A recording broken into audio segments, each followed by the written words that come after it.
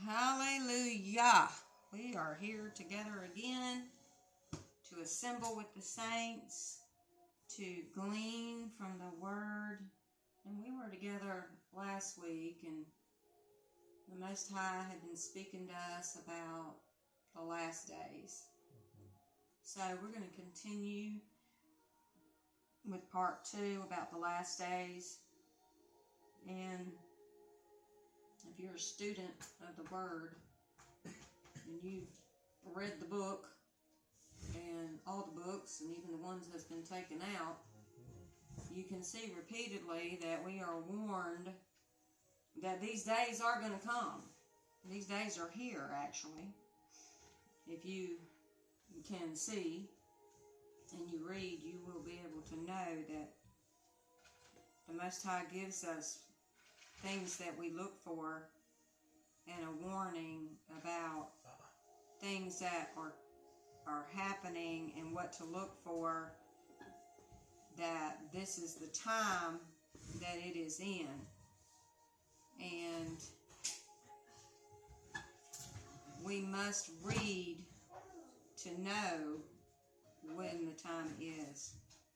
And so we're going to come out of the book of Joel. Brother Joel is going to talk to us today. And I'm just going to go ahead and open in prayer. Yahuwah, we just thank you for this day. We thank you for waking us up. We thank you that we still have a heartbeat and that we have a strong mind and that we are attentive to what you are speaking today through your Ruach, your Holy Spirit, and that we would hide this word in our heart that we may not sin against you, that we would understand that what time we are in and what season it is, and that we are awake, that we are alert, and that we recognize what you're speaking to the body today, because that is why we come together to assemble, because you have a corporate message for the ones that are under the sound of my voice. And I just ask forgiveness for anything that I may have said or done or even thought against your will, your statutes, or your commandments. I ask forgiveness for the sins of my father and my grandfather, all the way back to the 4th generation, because we do not want the curses to fall upon us. And we just ask that you would continue to extend your mercy and your grace today. We ask that you would have the ones that would listen to this message after it's posted, that they would push play and they would listen to the entirety of it, and they would listen to Brother Joel. And it doesn't matter from the youngest to the oldest. You are speaking. You speak through your words, through the prophets of old. Your word is living and it is active and it is sharper than any double-edged sword. It actually gets up off of these pages and walks in demonstration in our life and in activation. And we ask that you would give us strategies and know-how in how to maneuver in these days that we are in, that we would draw closer to you than we have ever been before, because we're going to need to hear your still small voice in the storms. Because they are here. They are around us. But your word says you will always be with us. You will always protect us. Those that are righteous and obedient, they will eat the good of the land. They will have provision. They will not have lack. And they will be a witness for you. And that you will speak through your chosen ones. We are just vessels. We are just instruments for you to use. And I yield myself to you. I ask that you would speak through me, and that when these words come out into the atmosphere, they would be like a hammer and they would break every stronghold. They would break off every mindset of the ones that have been prideful and lofty and high-minded, and they would surrender to you today. They would confess their faults and they would accept Yeshua to come into their life. That is my prayer today, that this would be a message of deliverance, to see that there's no time to waste. There's no time to waste. And I thank you for this word from Joel. In the name of Yahushua HaMashiach, the Christ, do I pray. All is well.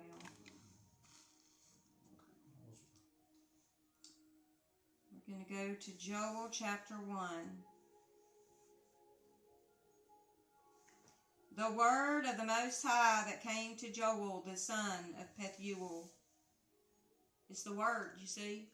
It's the word. It is the word. It is the word. It was the word.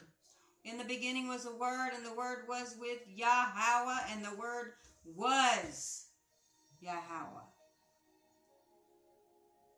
And it is with us. It's from the beginning. He created this world with words. Let there be light. And it was so. Let there be ears that hear today. Let there be a heart that will receive today. Let there be a mind that will be renewed today. He says, hear this, ye old men, and give ear. All ye inhabitants of the land. Do you live here? You're an inhabitant, right? You dwell here in this earth. It doesn't matter if you're 3 or you're 8 or you're 60 or you're 90 or you're 30. It doesn't matter. You're all inhabitants of the land, and you need to hear. Give your ear to what he is saying today. He says, hath this been in your days, or even in the days of your fathers? Have they heard yet? Has any of them heard yet? Tell ye your children of it, and let your children tell their children, and their children another generation. Are you hearing, children? That's why we want children in here. We don't separate them. They need to hear this word. I understand that there's a different level of a mindset with children. They can only comprehend so much. That's why the word says when you're a child, you thought like a child. But when you become an adult, you put away your childish ways. Children don't know how to behave when they're born in this world. You got to teach them how to behave. You got to teach them how to read. You got to teach them how to clean. You got to teach them how to cook. You got to teach them how to do laundry. You got to teach them their manners. You got to teach them how to work out in the yard. You got to teach them how to work by the sweat of their brow, because that's what they're going to have to do. That was a curse that was put upon us. You got to work. You got to teach your children, parents. That which the palmer worm hath left, hath the locust eaten. And that which the locust hath left, hath the cankerworm eaten. And that which the cankerworm hath left, hath the caterpillar eaten. Would you say that's a devouring spirit that is going over the earth? It's devouring. It's eating everything up. There's no provision going to be. He says, awake ye drunkards and weep. You're drunk in your spirit. You don't see, you don't realize what's going on.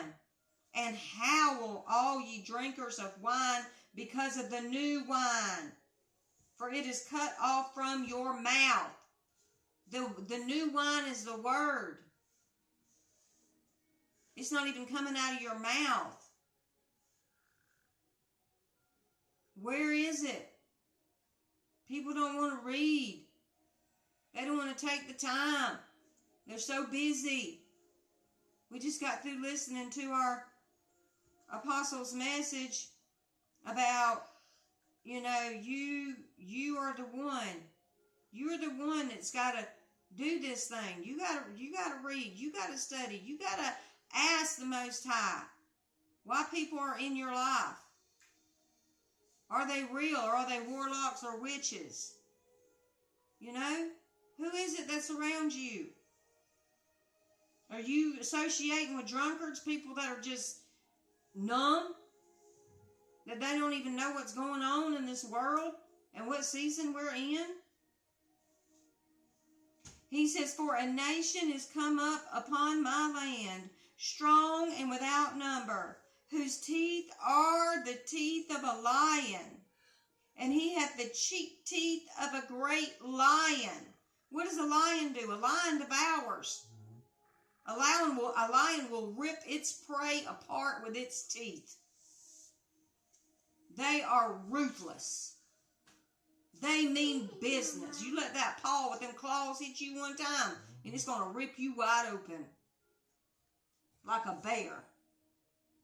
And them teeth, hey, let me tell you something. Them jaws, when they bite down, you can't break that loose.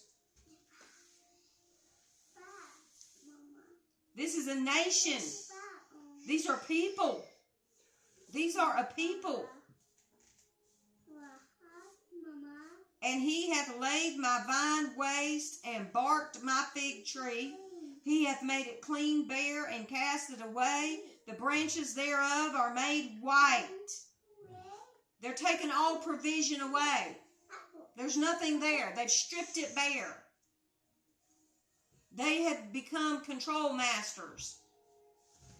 They want to control everything. They want to own everything. Lament like a virgin girded with sackcloth for the husband of her youth. The meat offering and the drink offering is cut off from the house of the Most High. The priest, the Most High's ministers mourn. People aren't even coming and giving their offerings anymore. You need to offer yourself as a sacrifice. They're not even doing that. Because they're too busy doing what they want to do. What they want to do. There are guidelines you have to go by. There are rules and regulations that you have to go by. He says the field is wasted. The land mourneth. For the corn is wasted. The new wine is dried up. The oil languisheth. Look at that. He's saying, oh my goodness, everything is being cut off. Everything's being cut off. You ain't going to have no provision. You remember the story about the 10 virgins? 5 of them had their lamps prepared and 5 didn't. If there's no oil, which is the word, how are you going to have your lamp? How are you going to be the light of the world? How are you going to be that city on a hill that can't be hid under a bushel? How are you going to be if there's nothing there?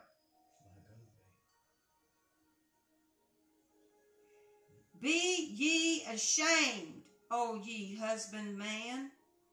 Howl, O ye vine dressers, for the wheat and for the barley, because the harvest of the field is perished.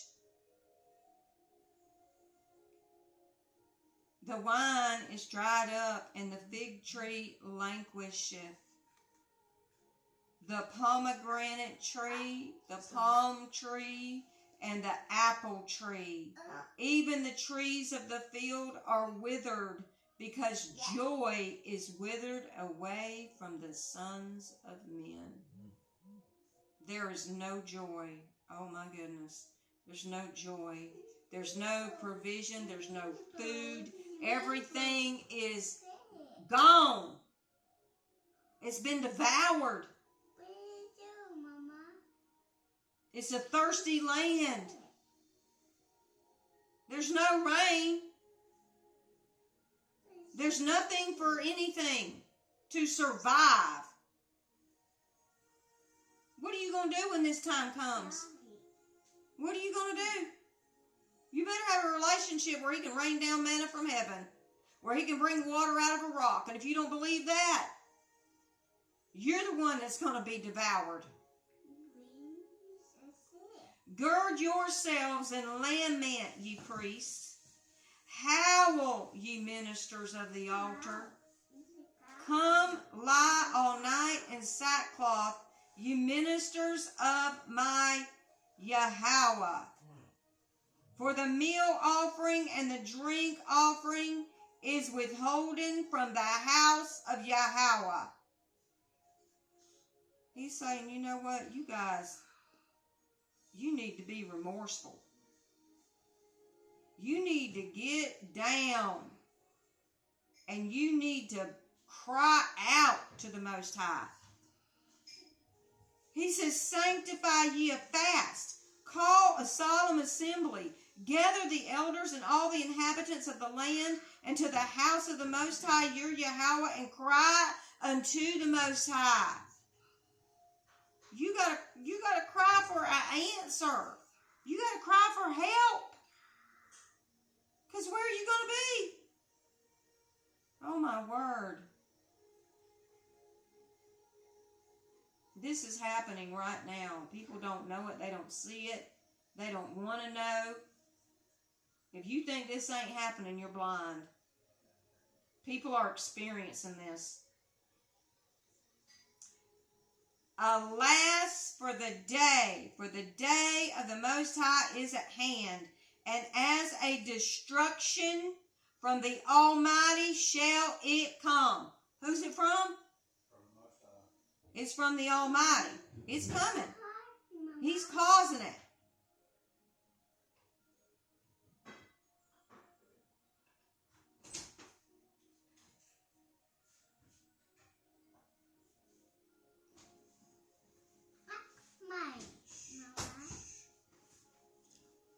Yes, indeed. Oh, my goodness.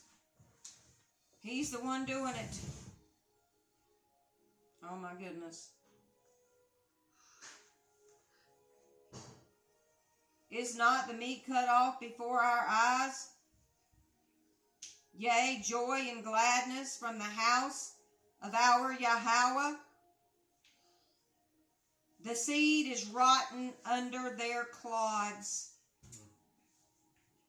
It's rotten. It ain't going to produce nothing. The garners are laid desolate. The barns are broken down, for the corn is withered. Even what you got in your barn ain't going to be no good. Even what you've stored up ain't going to be no good. It's going to be gone. Useless. How does the beast groan? The herds of cattle are perplexed, because they have no pasture. Yea, the flocks of sheep are made desolate. O Most High, to thee will I cry, for the fire hath devoured the pastures of the wilderness, and the flame hath burned all the trees of the field. Are there not fires going on today? Oh, yes. Are you not seeing them sweeping across the land? Oh, my word. The beasts of the field cry also unto thee, for the rivers of waters are dried up, and the fire hath devoured the pastures of the wilderness. Look at that. Your animals that you've got. Your animals are not going to be having food. They're not going to have any water to drink from the rivers or the creeks or anywhere. They're not going to have no food to eat. Because everything's devoured. Everything's gone. What are you going to do in this time? What are you going to do? This is why you have to have a relationship.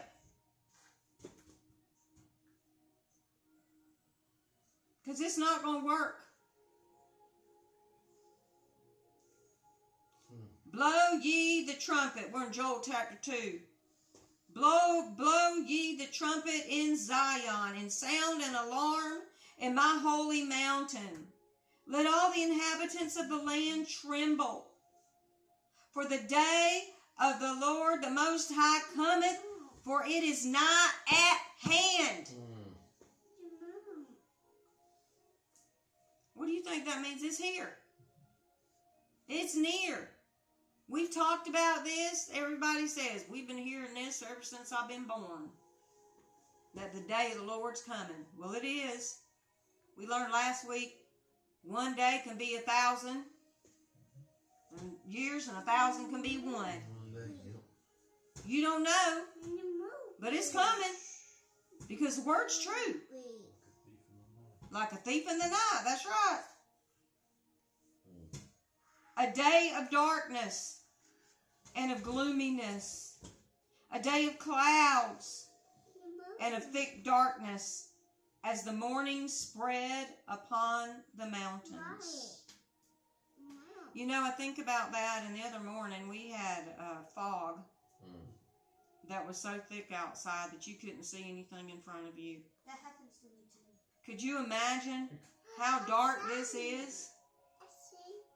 It says a day of clouds of thick darkness.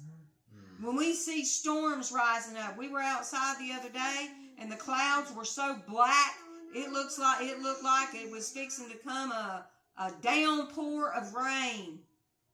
Black clouds all around us. It looked so eerie.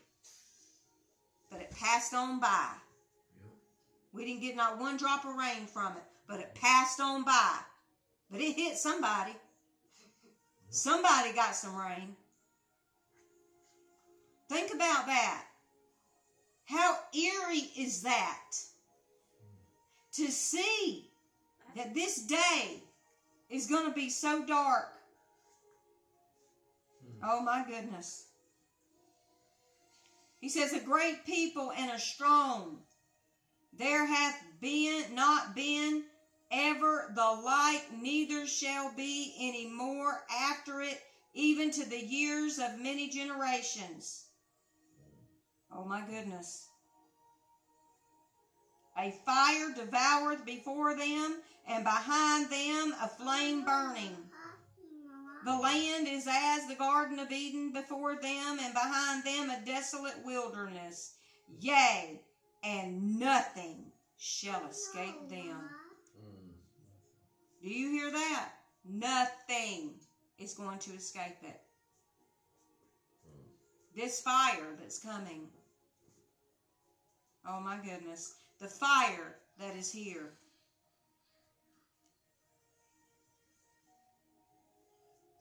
Can I tell you that the Most High is a consuming fire? You better let Him burn out everything wicked that's inside of you. You better let Him burn out every prideful spirit, every lying spirit, every spirit of lust, every spirit of deception, every spirit of manipulation, every spirit of insecurity, every rebellious spirit. You better let Him burn every bit of that out of you. Because if you don't, you will wind up going to an inferno forever. An eternal inferno. Your bad attitudes, your bad behaviors, your responses that are out of character of the Most High, all that kind of stuff. You better let Him burn it out of you. You better take a check and examine yourself. Because this is serious. The appearance of them is as the appearance of horses, and as horsemen, so shall they run. You're going to see them. They're going to appear. They're going to be there. Like the noise of chariots on the top of the mountains shall they leap. Like the noise of a flame of fire that devoureth the stubble. As a strong people set in battle array. We have somebody here that is a fireman. And he has to go to fires. Homes that are on fire, vehicles that are on fire, trailers that are on fire, land that is on fire, whatever it be.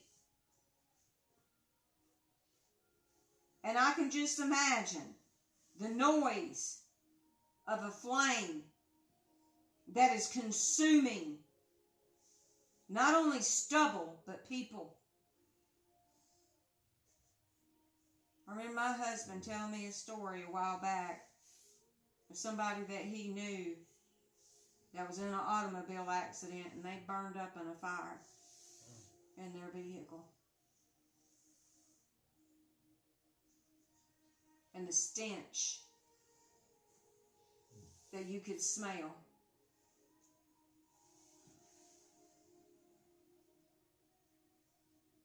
It's terrible. Because these wicked people, these antichrist spirits that don't believe, that's what it's going to be like for them. They're going to be stubble. There's going to be nothing. And then their flesh is going to come back on. And then it's going to come off again. It's going to be burned. It's going to be put in ice. It's going to be put in torment eternally. What we have here today, did we think that life is long? But this ain't nothing compared to what it's going to be eternally. You think about the people that's already in that judgment place since time began. Since he said, let there be, and it was so.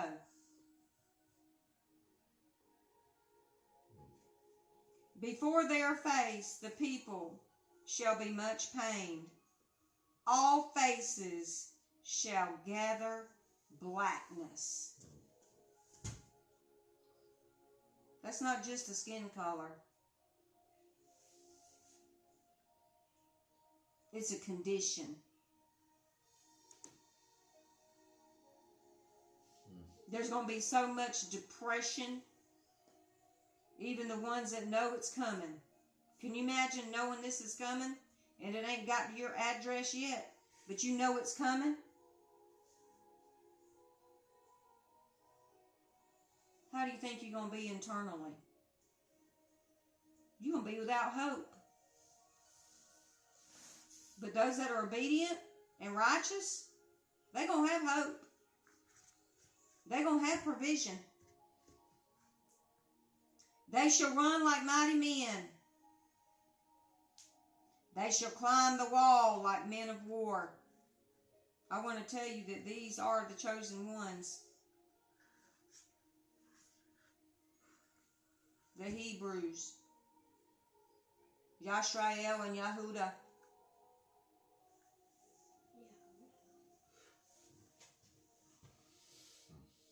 And they shall march every one on his way.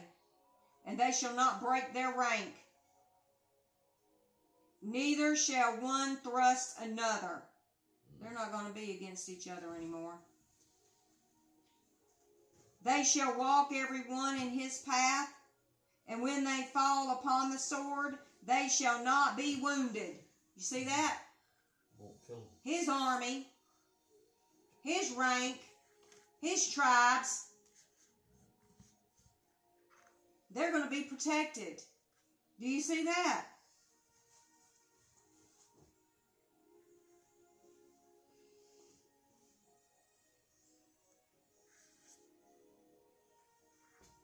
How many times have you seen, and it's the truth, people hate black people.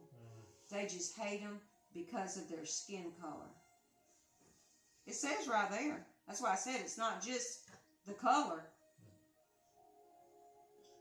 People are black inside.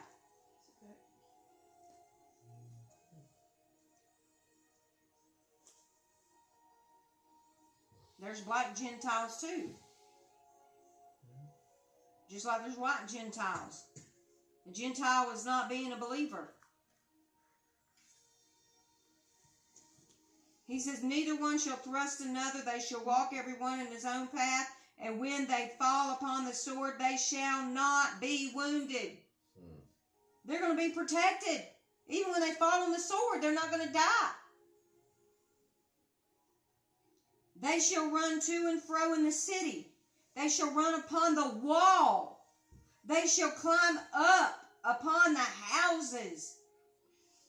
They shall enter in at the windows like a thief. You just got through talking about a thief in the night, Jacob. These men had supernatural powers.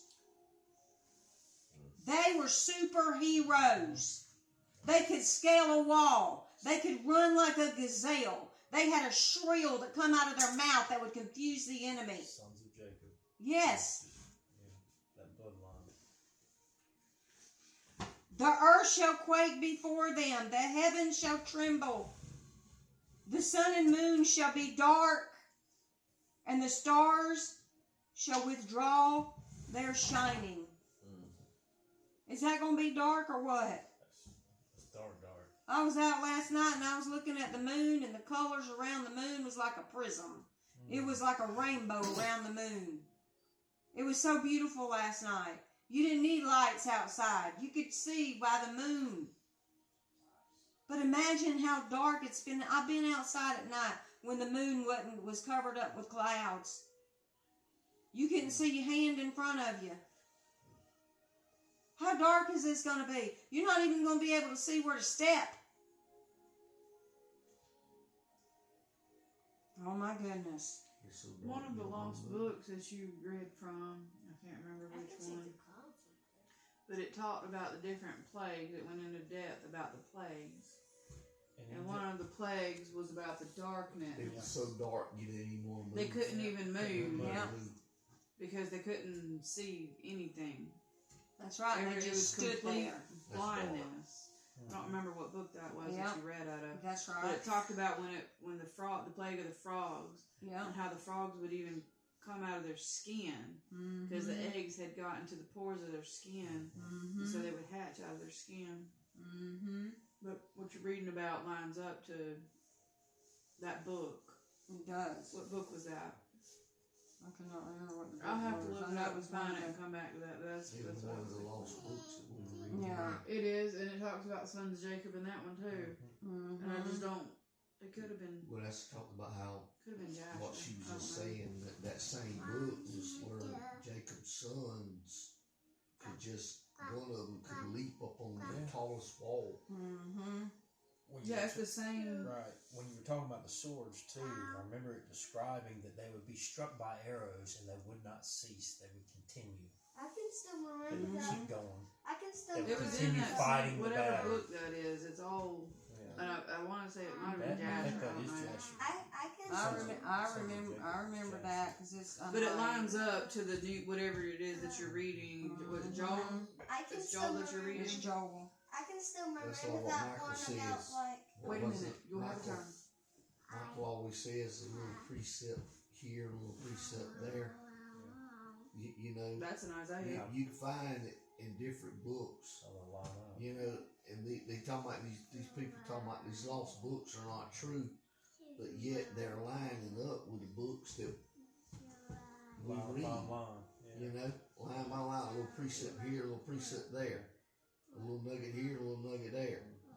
Well, the other thing to see also is if it happened in the Exodus, and in the Lost Book that's in, went into depth about what happened in the Exodus. This is in Joel, and this is talking about later times. So this is for the second Exodus. So it's going to repeat itself. That darkness is going to happen a second time. This is probably Those plagues, the fires, the locusts, the devouring grubs, caterpillars, and all that stuff. All that's going to happen a second time that it's talking about. I didn't mean to interrupt, but that's No, it's where true. you reminded me about that. It's so true because the word says, you know, a little here, a little there, precept here and precept there, you know. And he covers all of this. He covers all of this. Multiple times. Yeah, numerous times. Because why do you think he has to keep saying here, here, here? Generations are different too. Yes. Well, you know, it's like, you just talking about generations. What did they have to do in the desert? They all had to die off. They wandered around in the desert until a certain generation died off Because of disobedience. because of disobedience and unbelief. They had to raise up another generation. We need to be raising up another generation. That's right. Because the generation behind us and some of this generation here that we live in, and even the ones behind us, are more wicked than some of the ones that are here now. Mm-hmm. You know, I mean, That's why he said, tell the children, and your children's children, and your children. you know, I A remember generation. staying at my grandma Little's house. She didn't have no TV, so she sit down and read the Bible with me. And then when I go back home with mom and dad, I was in remote control and never opened up the Bible.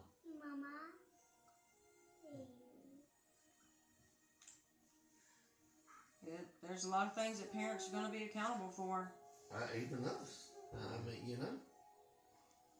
Yeah, we're parents. Yeah. And grandparents. Verse 10. The earth shall quake before them, the heavens shall tremble, the sun and moon shall be dark, and the stars shall withdraw their shining. And the Most High shall utter his voice before his army. For his camp is very great. For he is strong that executeth his word. For the day of the Most High is great and very terrible, and who can abide it? You know who's going to abide it? His chosen ones. His people, the Hebrews, that army, that camp, and the strangers that have joined with them. They are the ones that are going to be able to abide, because you just heard him say, even when they fall on the sword, nothing's going to happen to them. They're going to be protected. We know in the last days, even the ones that are evil will cry out for the rocks to fall on them. They even will put a gun to their head and shoot can't die. and can't die, because he's going to take that away from them because they've been so disobedient. But the ones that like us, Because they have a time of torture. have a time of torture. You know, ones like us, ones that are obedient, ain't nothing can hurt. It takes more than religion, and I'm talking to myself and saying it too, and it's a thing for everything or everyone, because it's in the Word, and it takes more. Like, true obedience is more than religion, and it's more than quoting scripture, and it's more than, getting on our faces and praying or listening to worship songs and going to church. It's a lifestyle. True obedience is about discipline. Reading your word when you don't feel like reading your word. I did not feel like being awake until 4 o'clock in the morning the last 2 nights. I would rather go back to sleep. But if you can't go to sleep, then there's a reason that you can't sleep. So you should ask the Most High, what are you trying to show me? So you read. That's right. It's a lot more. And you can't just read it. You gotta live And it's it. more than just, I was going to say it's more than just reading it also. Like, obviously, there's no perfect human, but we should strive to be like Christ, to be like the Most High. Even, Paul talks about that and what he teaches. So, in thinking about evil in the context that you're speaking of, or that what you had said about the rocks falling on you, and you want to die but you can't die because you have to be tortured.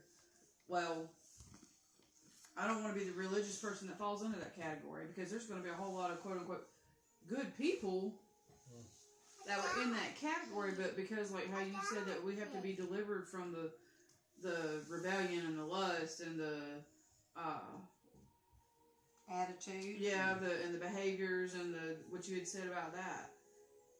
You do. If we have those characteristics that are still in us, by the time that this time comes, I'm gonna hope the rock falls on me, even though it can't. I'll be somebody if that's me, and of course all of this is choices. If that's me, then I'm gonna be the one begging to die. I can't die, and I don't want to fall into that category. Evil's not just murder and rape.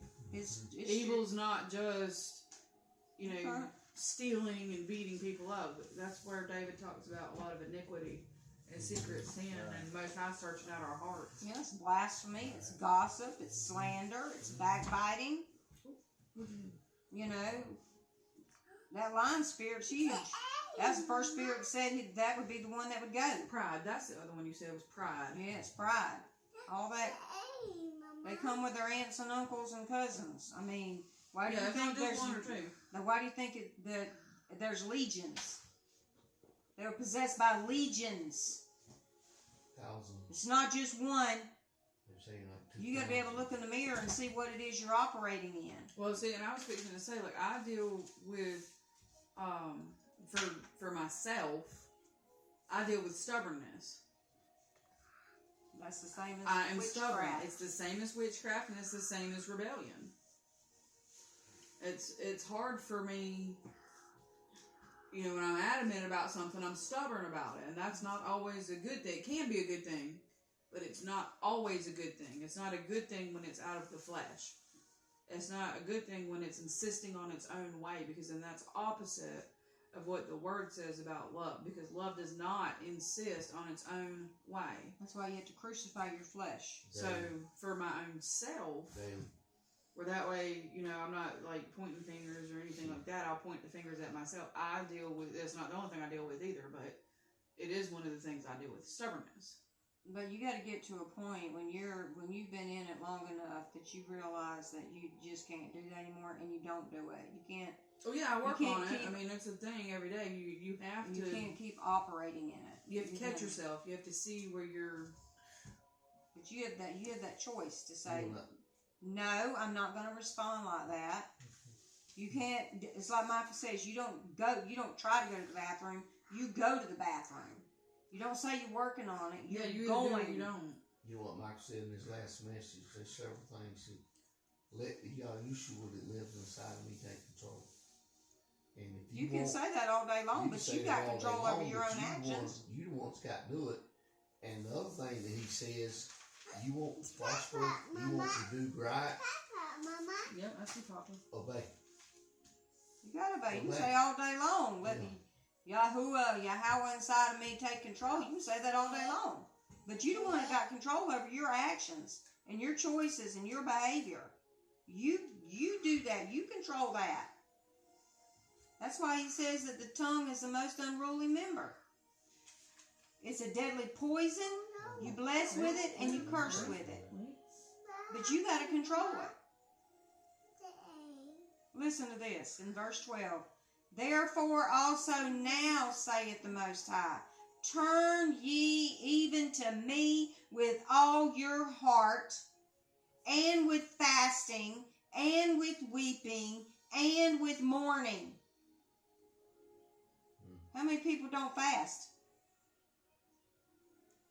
You got to fast to crucify yourself. You're not going to crucify the flesh unless you fast. That's just a known fact. You put food down, you do it for 3 to 5 days, 7 days, 21 days, however many days he leads you to do, you do that and I guarantee you, he will work on your flesh. And you will be able to control some things better. Because he's going to speak to you about it. I can guarantee you. I've been in a fast for a good amount of days, and I was out there in my flower bed and meditating and praying in 90-degree heat with nothing but water. He sustained me. He calls you to it, he will sustain you. But he's telling them here, you got to turn with all your heart. Because guess what? You got to give your flesh to me. You got to give your heart to me. You got to be remorseful. You got to be repentant. What do you think mourning means?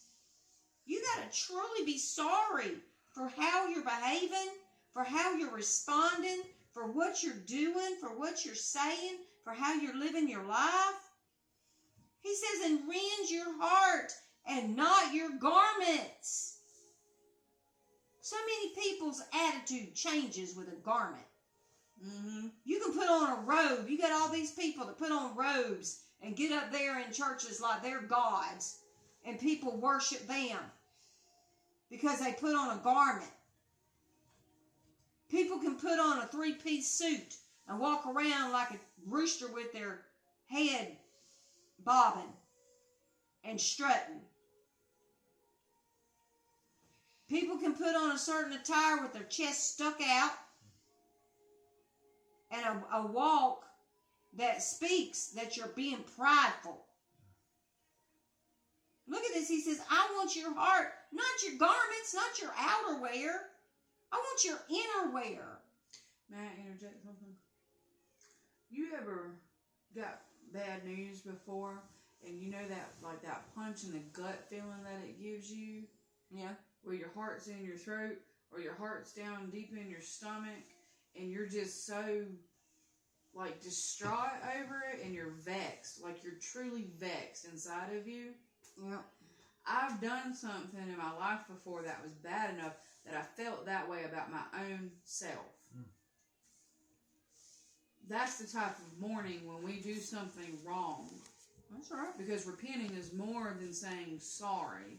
When we do something wrong, like Adam, and how he went against the Most High, and in the first and second book of Adam and Eve, which is part of the Lost Books, how he was so remorseful about his sin and the way that he crossed the Most High. He had a hard time, like, because he was truly vexed within himself about what he did. That's true repentance. That's true repentance. That's true remorse. And you're going to see it in your actions, because until It's a little more than just you feeling bad. get to that point, you're not going to want to sin. You're not going to want to have an attitude. You're not going to want to lash out. You're not going to want to scream and yell and all that kind of stuff. You're not going to want to even do that, because if you have a deity, if you have Yahuwah and his son and the Ruach living inside of you, why would you want to behave like that? Because you're misrepresenting him. As spouses, when you yell and scream at each other, when you fight, when you get aggravated with one another, you're doing that to him. You're not doing it to the person, you're doing it to him. Mm-hmm. There's not supposed to be any strife. That's not part of his character. Strife is not his character. You can't be pitching tantrums and throwing stuff and slamming doors and squealing tires. You can't be doing all that. There's a lot of things that go on behind closed doors with people that go to church. Mm-hmm. That should not be happening. That's worldly stuff. And then for you to call the police, and then your neighbors know that you're supposed to be believers, and you got the police called to your house for a domestic dispute. That's embarrassing. Really? He wants your whole heart, honey. He wants your whole heart. He wants you to rend your whole heart. Oh my goodness. For he is gracious and merciful, slow to anger and of great kindness, and repenteth him of the evil. Who knoweth if he will return and repent, and leave a blessing behind him, even a meat offering and a drink offering unto the Most High your Yahweh. He's going to leave you a blessing that you can turn around and you can give him an offering of gratitude because of what he's done for you. Do you see that? If you do that with a repentant heart, oh my goodness. Blow the trumpet in Zion, sanctify a fast, call a solemn assembly, He's reiterating that again. Gather the people. Sanctify the congregation. Look at that. Sanctify the congregation. The congregation is full of sin. They're full of iniquity. There's a stench in his nostrils. They had no joy. They had nothing to offer. Assemble the elders, gather the children, and those that suck the breast, even the babies. You got to train them up. You don't think they can't feel things? They can. They can feel when the presence of the Most High is in the atmosphere. I've seen it too many times praying for babies. I've seen it too many times. When John the Baptist was still in his mother's womb, and they got around Mary when she was carrying Yeshua, She just made a salutation. John leaped, That's right. and he was still in his mama's stomach. That's exactly right. It was just a He salutation. was still on the. I know when I was pregnant with Henry, he could hear certain people's voice, like his dad, because his dad works long shifts, so he's gone for periods of time. He could hear his dad's voice, and the baby start kicking more. You could hear your voice. Or I'd be on the phone with Michael, or Michael would send me those voice messages, and he could recognize, even from inside of me, he could recognize different people's voices. That's right. You hear people talk about reading to your baby when you're pregnant. What about me? You read inside the womb. I was not pregnant with you. Your mama was pregnant with you. I'm saying, did he recognize me? He was saying when he talked. Henry would recognize you. That's what he's talking when about. He was in Yeah, your when he belly? was still in my belly, he could recognize his Bubba. He recognized you. Because you don't remember, you would have to take care of your baby doll, and we would read little storybooks to Baby Henry. doll? Yeah. I read a baby doll? Yes, you would sit beside me, and we would read stories to the baby doll and to Henry whenever I was pregnant with Henry. Hey, I think you're saying the teddy bear. Is that it? What you're saying? We'll talk about it after Mimi's finished, okay? Or is it an actual doll? It'll continue after Mimi's finished. We'll talk about it then. Okay. But yes, your brother recognized you whenever he was still in my belly. Let the bridegroom go forth of his chamber, and the bride out of her closet. You shouldn't have to be in a closet. You got to come out. Unless You can't stay hidden. until The bride's got to come out. We are the bride. We are supposed to be the bride of Yahushua. And we got to come out. We got to be visible. Our appearance has to show to others his likeness. He's not going to be married to somebody he's not evenly yoked with. He will not be married to somebody unevenly yoked, spiritually or physically. And this kind of bride right here, they don't have intercourse. There's not going to be no intercourse in heaven. But you can do anything Right. you want with God. You're married to him spiritually. That is a true marriage. If you can find someone married spiritually, you won't have no problem whatsoever physically.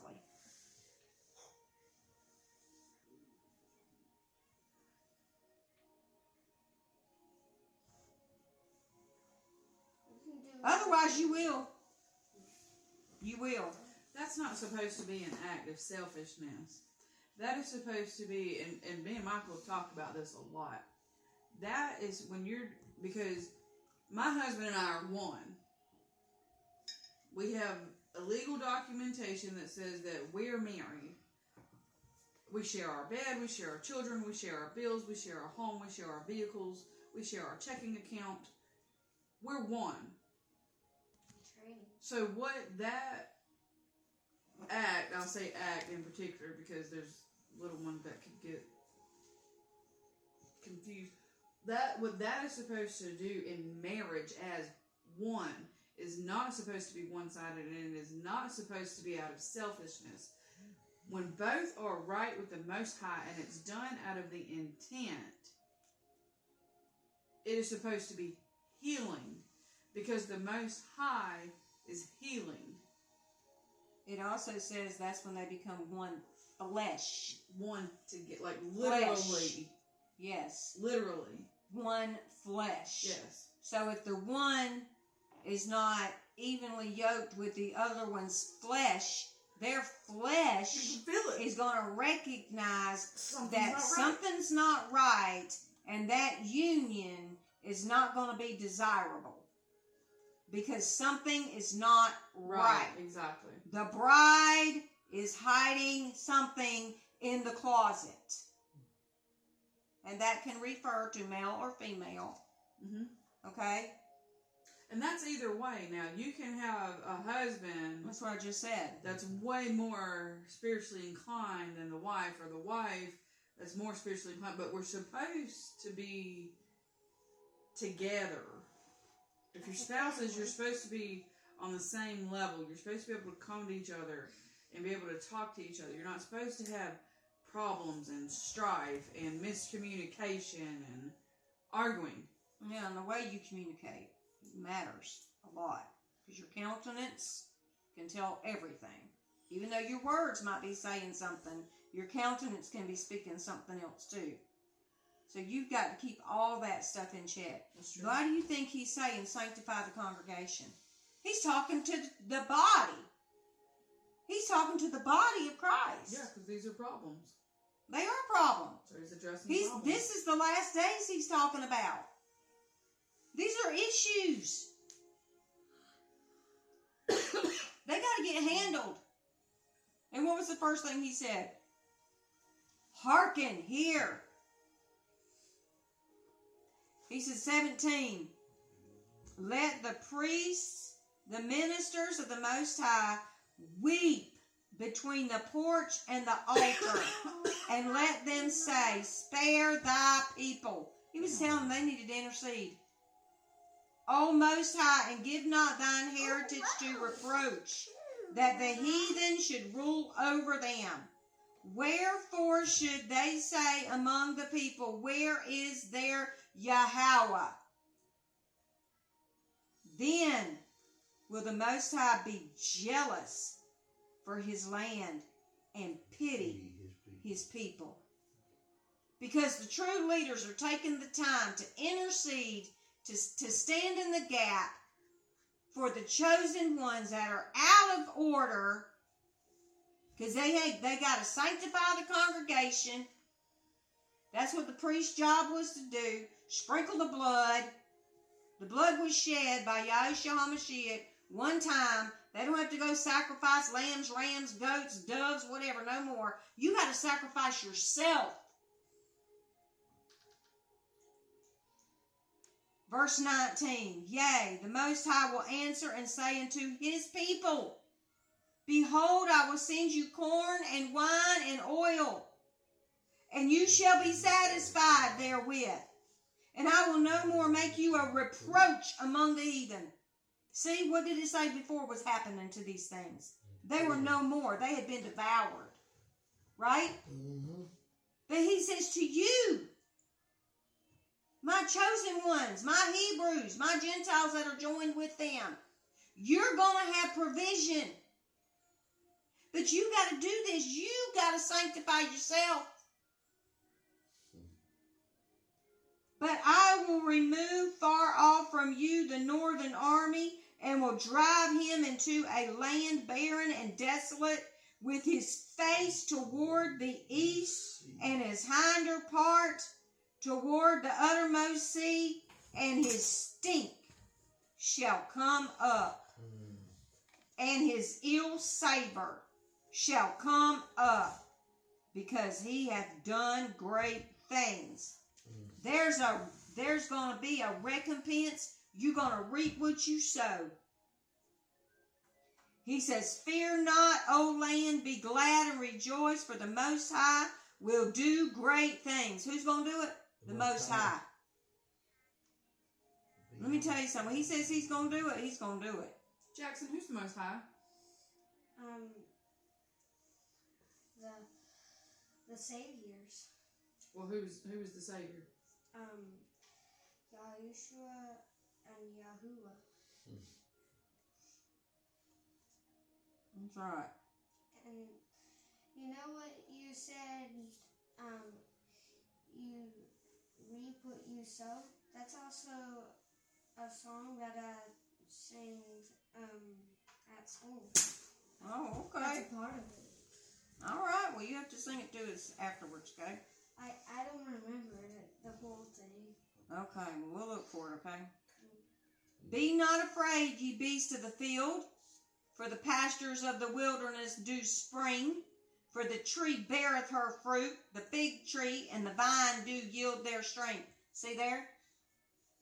For the wicked people, it was barren. There was nothing yielded. But for his chosen ones, there's going to be provision. You see that? There's going to be a spring in the wilderness. In your place where you don't think there's going to be anything. In the middle of the desert. How many times have you been in a wilderness situation where you didn't know where provision was going to come from? And it came. And it came. Like when I totaled that SUV on a deer, and it was upside down several $1,000s that we could not afford to make a payment on. Exactly. But it was paid off. There you go. That's right.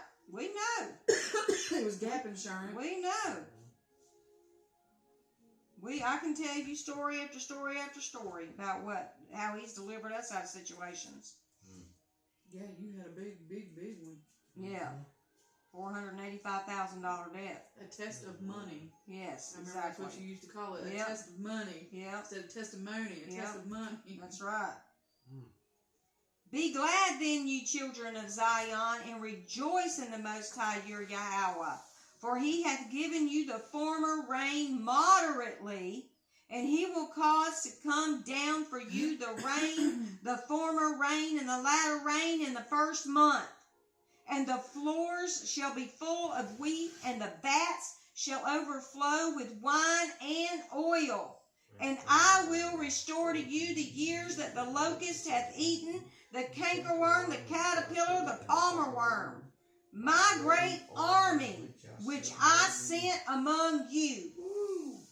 Everything that's been stolen, he said, I'm going to restore it. How much was stolen from the Hebrews, from his people? You're gonna read. I'm gonna read on. You're gonna find out, because if you don't read, you can't even have any type of idea how powerful this is. Go back and read the book of Jasher. I'm going to read one scripture from that in a minute.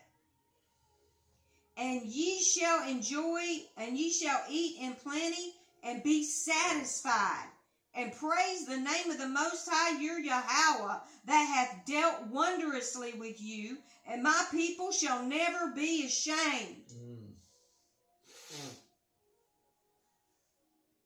You have people that are embarrassed because of the shackles that they've been put under, the oppression that they've been put under, the limitations that they have, where they are not able to climb out of situations because of their skin color. And that's a true thing for some people. And it's easy as an opposite race to look at the cliche and say, and there are some people, and it's not just limited to one race, because I see it. I have family that lives in the housing authority, and it's not just limited to one race. Yeah, I see Hispanics, I see whites, I see blacks, I mean, you've got a little mixture of just about everybody, and there are people there that do want better, and they truly do have a harder situation than some of the other races, and not so coincidentally, it does seem to be black people. Yes, it does. It really does. It's terrible. It's like they can't ever get out. It's like they can never get above, and there's some people that yes, like their life was kind of predetermined that for them already. Well, they were raised They were raised that way. They don't know how to break chains, but there are other people that had really good jobs. Like there was a lady that I met. I went to go visit this person that I know there, and I was walking their stuff over towards the dumpster, just cleaning up and helping out. And there was a lady that I met. Mm-hmm. She was from somewhere up north. I can't remember exactly. She was a school teacher. She has 5 children. Her husband was military and moved her down here. Her husband had an affair on her. She had not yet been able to transfer her teaching license. He up and left and never came back. And now here she is. She's an educated woman. She has degrees. She just doesn't have licenses here in the state. And her husband has left her and they're not divorced yet. She can't find him to contact him to ask for a divorce. And the only thing she could do besides live in a motel with her 5 children was get listed with the housing authority. And now she lives in the projects with her 5 children. And her job is at Walmart. Because everything was tied up to him because she trusted him that much. Everything was tied to him, but because he decided to run off with another woman, she's left here in the projects with her 5 children, and she works for Walmart. She doesn't have family here. I felt bad to hear her story. Well, it's And she's trying her absolute best. Well, at least you gotta look at the positive side. At least she has a roof over her head. She's not on the street, and she has a job. Yeah, she was a very nice person. So- She told me, she thinks she's got a car to get her kids where they need to go. Right. She was able to apply for insurance to be able to take her children to the pediatrician. Right. Her kids go to school. She's able to spend more time with them, and worked with them about their schoolwork because she knows about the schoolwork because she's an educator. Right. And she's trying to keep a positive attitude that hopefully soon, she'll be able to track him down. She'll be able to, obtain the whatever it is that she needs to do to get her educator's license here for this state. She says she likes it, where they're, as far as like the town that they're in, because it's a different town than here. Mm-hmm. But yeah, her situation really stunk. Yeah. I could imagine how hard that is, especially with that many children. I couldn't imagine doing it with one child, more or less 5. That's why you gotta have a relationship, because you won't make it. One of my teachers had. You won't make it. Your mindset will be overwhelmed and depressed and all that. That's why people have to have a relationship when things like that happen. The Most High is going to make a way to escape. We just read it, that He's going to make provision where He's not going to put you to shame. He'll make a way where you can make it. But it's sad that there are limitations out there with nationalities and people. It's just terrible. Well, I heard a thing. When I was in college and I took a statistics class, it was required for the degree I was trying to obtain at that time. The instructor was an older white guy.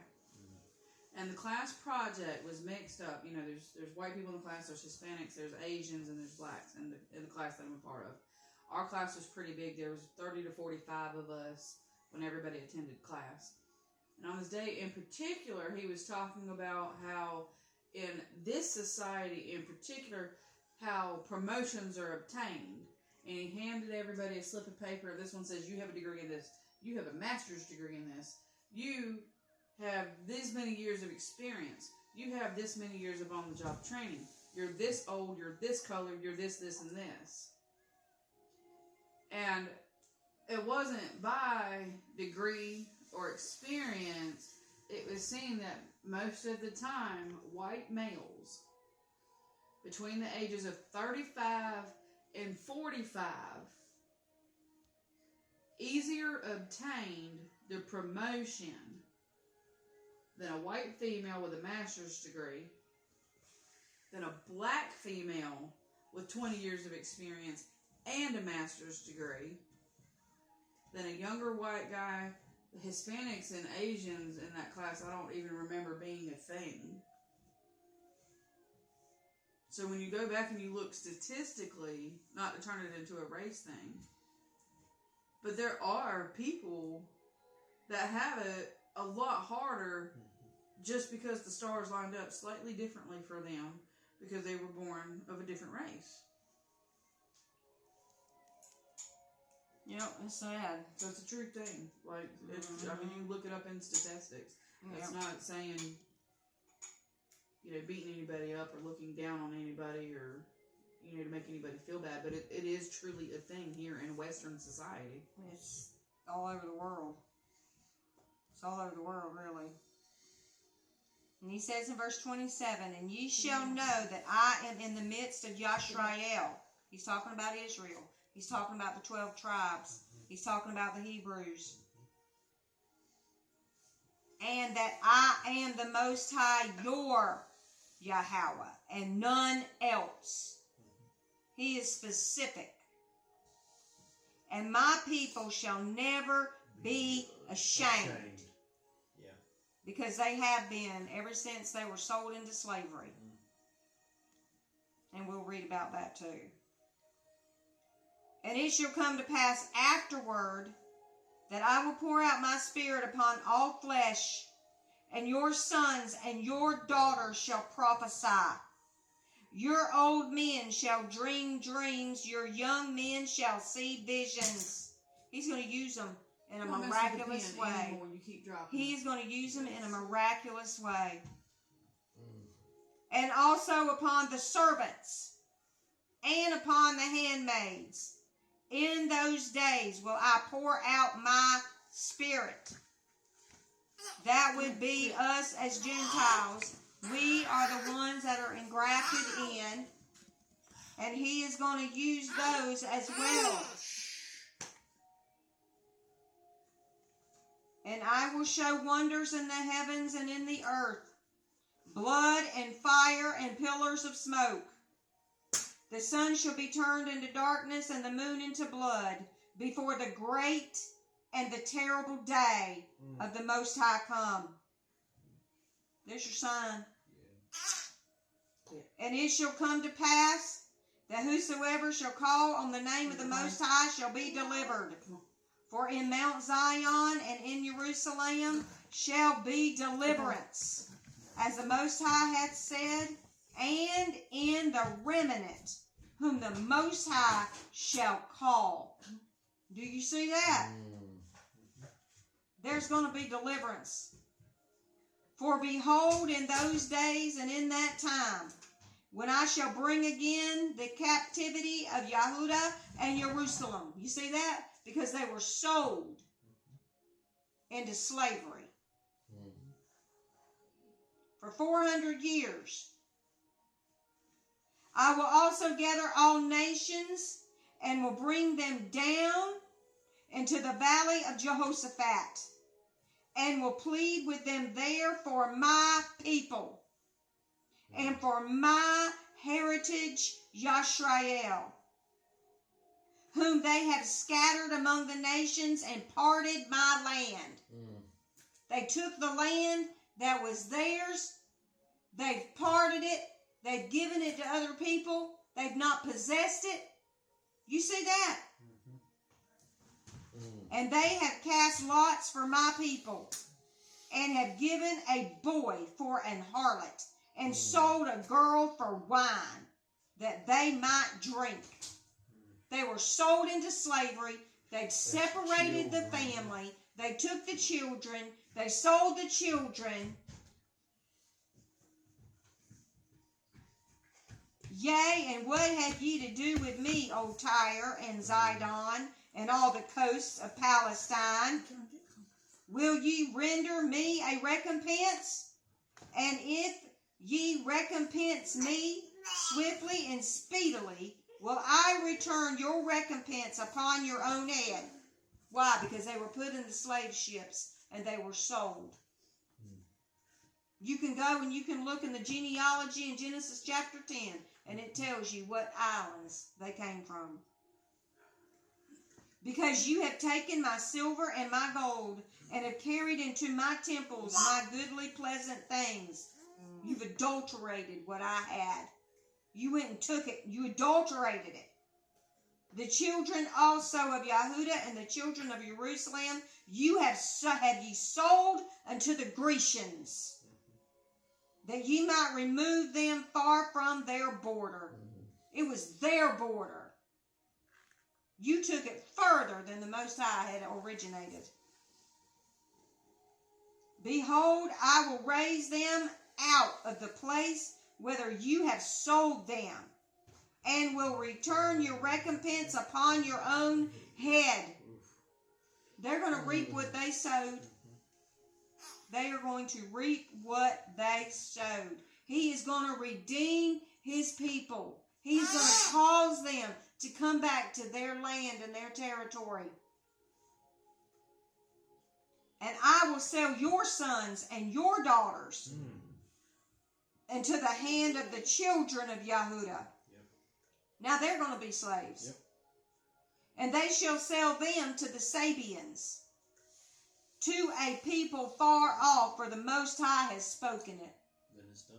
Now they're going to be, see, they getting back what was done to them is going to happen. They're going to be sold into slavery. Proclaim ye this among the Gentiles. Prepare war. Wake up the mighty men. Let all the men of war draw near. Let them come up. Beat your plowshares into swords and your pruning hooks into spears. Let the weak say, I am strong.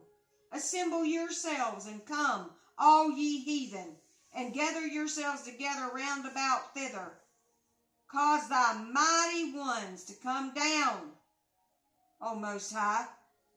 Let the heathen be wakened and come up to the valley of Jehoshaphat.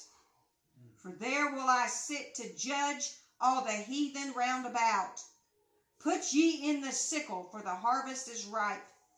Come, get ye down, for the press is full. The vats overflow, for their wickedness is great.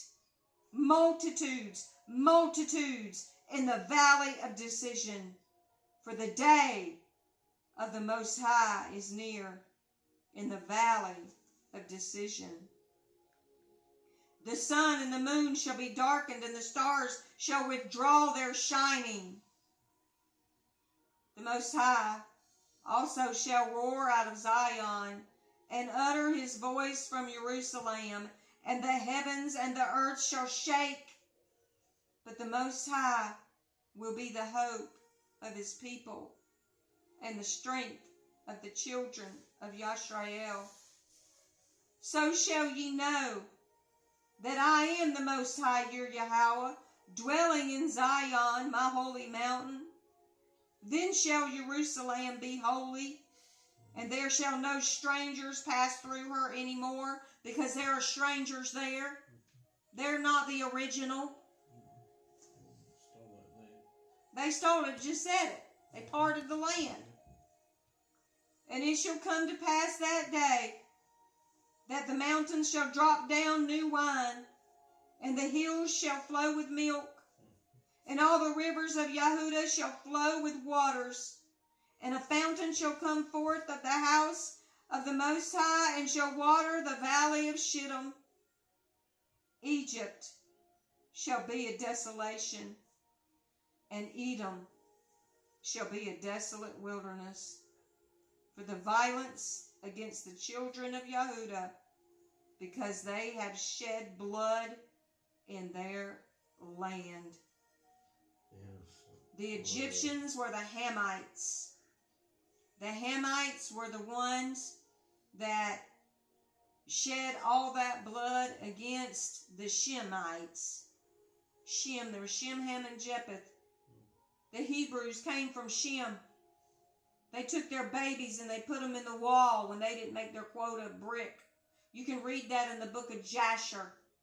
You go to Jasher chapter 10, verse 13.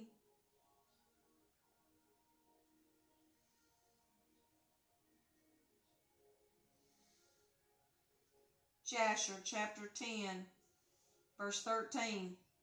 It says, and the children of Jaban are the Jabanim who dwell in the land. That's not it. Wait a minute. No, Joshua 10. I'm sorry. Joshua 10:13. It says, and the sun stood still and the moon stayed until the people had avenged themselves upon their enemies. Is not this written in the book of Jasher? So the sun stood still in the midst of heaven and hasted not to go down about a whole day. Wouldn't you say that's miraculous? Absolutely. Who was Joshua? The leader that took over after Moses. That's right. He was a Hebrew. He was just a Hebrew. He was just basically a common Hebrew man that followed the Most High. And the Most High fought for him by making the daylight stay up.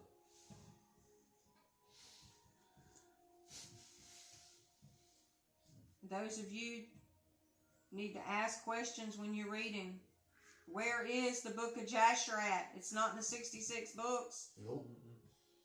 They took it out of there. They stripped it from the Bible because they didn't want them to know.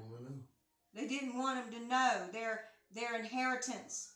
They didn't want them to know what had really happened because they fell away. They went into the ways of the heathens. That's why they had to go into captivity, because they didn't obey what the word said. But he made them a promise. He made a covenant with them. But Yahudah shall dwell forever in Jerusalem from generation to generation, for I will cleanse their bloodline that I have not cleansed. For the Most High dwelleth in Zion.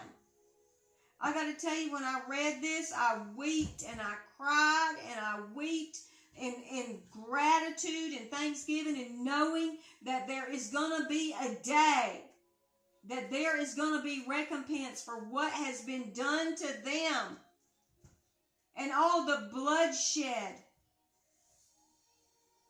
and all the embarrassment and the shame and their children being ripped from their family. Oppression. Taskmasters. I mean, Just constant generations of just oppression. think about it. Their children, younger, Henry's age and younger, were took out of their parents' hands and stuffed in a wall for a brick. Alive. Read it in the book of Jasher. It's there. I promise you it's there. It's just, you know, Those pharaohs were brutal. Every king was named a pharaoh, but there's some of them that were worse than the others, and they'll tell you about them. They're horrible what they did to the people. They went way far beyond what the Most High had intended for their punishment. and And it happened again after they were sold into slavery and brought over Yes. on the boat. And they made their dad put them in the wall and cover them up.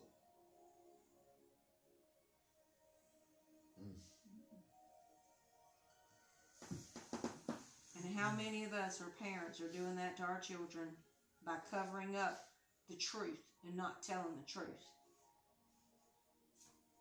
Because you're still hiding things. You're still not confessing things that need to be confessed. And it's going to affect your children if you don't think for a second that you're not going to have recompense for what you've done to your own children and what you're doing to your own family members. Oh, it's going to happen. But this is a promise that was made. And I'm thankful for Joel. I'm thankful that the Most High called me back to this book so that we could hear and that we could get this congregation sanctified. There's a reason why he's saying it.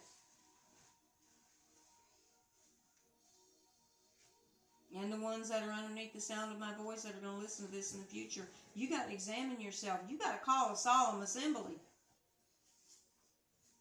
You got to get it together. You got to get it together. And if there's anyone that's in here or under the sound of my voice and this message has touched your heart, because that's what he said, you don't come to him with your garments and your apparel and what you're wearing and what you're looking like on the outside. He sees your heart condition. He sees where you're not at. And it's time to confess. It's time to come out of the closet.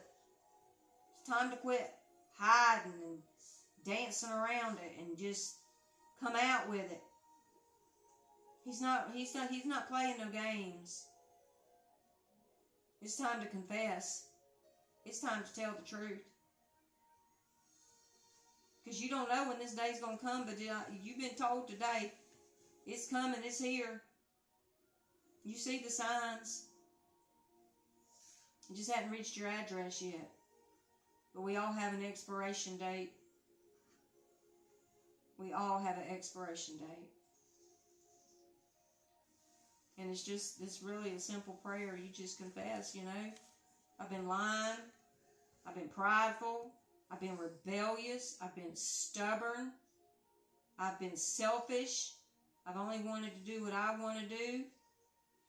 I've committed adultery. I've stolen from my friend. Michael uses that demonstration about a friend giving another friend a ride in a vehicle, and they go in and take care of their bills and run errands, and you took money out of the glove compartment, and you stole from your friend, and you've been doing it for years. And now you're carrying the guilt for all these years. You need to go to your friend and confess it. And then repay it back. Make it right. You got to go to those ones that you've harmed and that you've hurt, and you got to ask forgiveness. You don't just say, I ask God to forgive me. You got to go to them because you hurt them. You hurt them by lying. You hurt them by stealing. You hurt them by backbiting. You hurt them by slandering. Whatever it is, you got to confess it. You've been stealing time on the job and you ain't been working. You've been sitting on your butt. You ain't been doing your job. You've been using people. You've been borrowing money and not paying it back. You don't pay your bills on time. You're delinquent. All these things matter. You're supposed to live a righteous life, but just confess them and ask the Most High to forgive you, and don't do it anymore. You turn from it. And then he can clothe you in robes of righteousness. That's going to be a character trait. It's going to be a behavior trait. And if you said those things, we just celebrate with you that you've made that decision today. And if you need someone to mentor you, you can call us at 229-498-8044, and we'd be more than glad to disciple with you. And the vision here at Seed Time and Harvest International Ministry Incorporated is to plant seeds into the hearts of every male and female, and to have that seed germinate to produce an abundant harvest. For the laborers are few, and the fields are wide unto the harvest. Let us pray to the Lord of the harvest to bring in the laborers for the kingdom. And that would be you, every man, woman, boy, and girl. We need all of you to come and join with us in a holy, sacred assembly. Shalom.